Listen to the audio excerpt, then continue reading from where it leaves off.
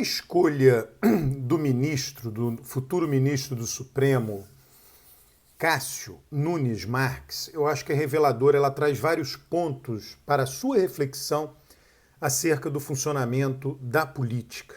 Da política no Brasil, da política no mundo, algumas regras gerais de funcionamento da política. Então eu queria tomar a escolha desse ministro e fazer uma comparação com a escolha de outros ministros no passado recente, para que a gente entenda um pouco mais a lógica da política. A política, ela, no Brasil, certamente, ela não é tão maniqueísta como muita gente imagina ou supõe ser. Lá o Bolsonaro assumiu, ele sabia que no seu primeiro mandato teria no mínimo 2 ministros do Supremo para nomear, no mínimo que eu digo porque são aposentadorias compulsórias aos 75 anos de idade. É claro que alguém pode decidir sair do Supremo, né? O Joaquim Barbosa saiu, né? Decidiu, enfim, abdicar, renunciar ao cargo de ministro, alguém pode, né, falecer precocemente. Então, ele teria 2 ministros no mínimo. E aí ele disse que iria nomear um terrivelmente evangélico, né, no primeiro ano de governo, ainda na onda de sua eleição, com muito apoio evangélico.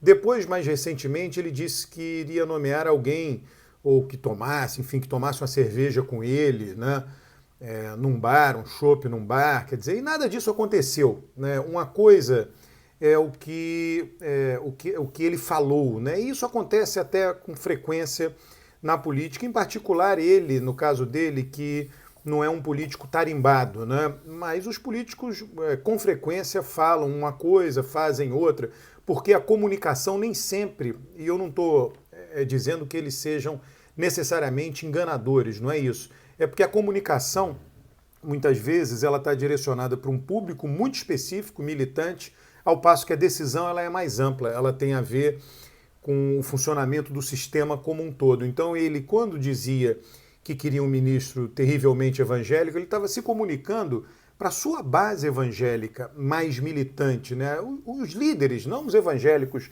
que frequentam as igrejas, porque esses sequer tomaram notícia ou tomaram conhecimento dessa declaração de Bolsonaro. Mas ele estava ali querendo agradar os líderes evangélicos, ao passo que quando ele toma a decisão real, né, de indicar o novo ministro, ele está compondo com todo o sistema político, ele compôs com todo o sistema político. Aí eu acho que tem um segundo ponto revelador. Tá?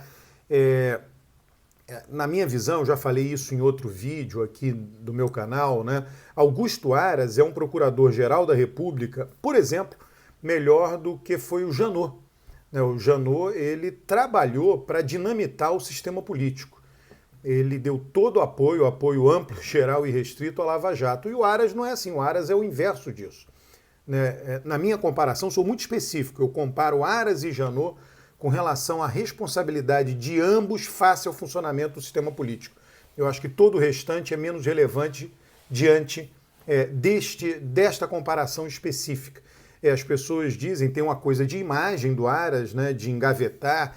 Ele, sim, algumas coisas ele engaveta, outras não. Né? O Janot não. O Janot não engavetava nada e criava incêndio onde não deveria existir incêndio.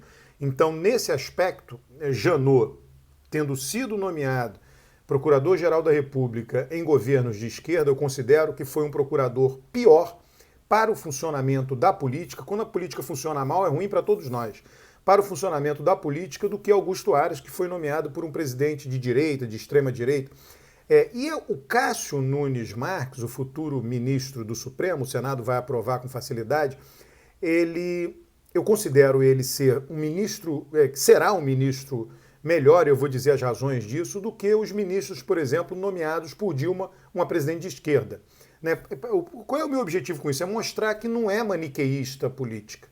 Né? As pessoas dizem, olha, depois de Bolsonaro o Supremo vai ficar horrível. Não.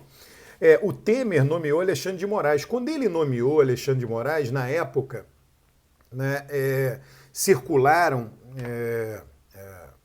vários filmes mostrando lá Alexandre de Moraes cortando pés, né, plantação de maconha com facão no Paraguai, que, enfim, o produto ali daquela plantação viria para o Brasil, o produto final. Alexandre de Moraes vem se revelando um ministro supremo melhor do que os ministros indicados por Dilma, e ele foi indicado por Temer. Eu acho que o Cássio Nunes Marques vai seguir mais ou menos os mesmos passos de Alexandre de Moraes. Não espere você que um ministro do Supremo nomeado por um presidente de direita, um presidente conservador, tenha visões que não sejam conservadoras sobre vários temas. Ele vai ter. Né? A questão não é essa. A questão que eu coloco, que aí é sempre a minha questão fundamental, é até que ponto ele vai zelar para o bom funcionamento do sistema político. Os ministros nomeados por Dilma não zelaram até agora pelo bom funcionamento do sistema político. Ao passo que o ministro nomeado por Temer zelou, o ministro nomeado por Fernando Henrique e Gilmar Mendes vem zelando, né, com todas as críticas que possamos fazer a várias decisões específicas de Gilmar Mendes. Então, eu só estou querendo mostrar isso. Então, qual foi o processo de decisão de Bolsonaro? O Bolsonaro se sentindo fraco, se sentindo na mão do Supremo Tribunal Federal, decidiu fazer uma escolha que, basicamente, uma escolha que ele consultou, né, de maneira informal, consultou o sistema político em Brasília, o sistema político nacional. Senador Ciro Nogueira, o próprio Cássio, né, o desembargador Cássio, chegou à posição que ele hoje ocupa, vindo do Piauí, com apoio do governador do PT, Wellington Silva, do Piauí, lá, quando ele ascendeu, né, para a nomeação que foi feita por Dilma.